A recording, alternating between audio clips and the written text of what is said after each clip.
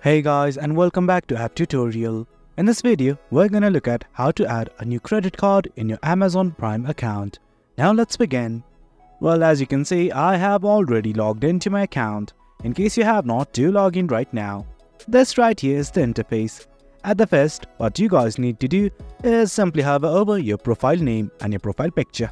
The button's right here at the very top right. Once you hover over it, something like this will pop up. Well, here's profile. You can switch your profiles from right here. You can sign out. But what we need to do is simply go to account and settings. Click on the button right here.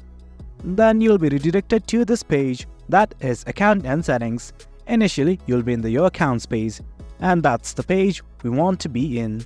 And here's your details. And finally, in this Prime video section, at the very right, you'll see something like set payment method. Simply click on it.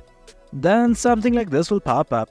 Well, I'm just gonna scroll down, and right here you can see something like add a credit or debit card. Click on the button right here, and something like this will open up. Simply enter the name on the card, your card number and expiration date. And once everything's okay, simply hit on add card. And finally, once everything is a-okay, you guys need to hit on save.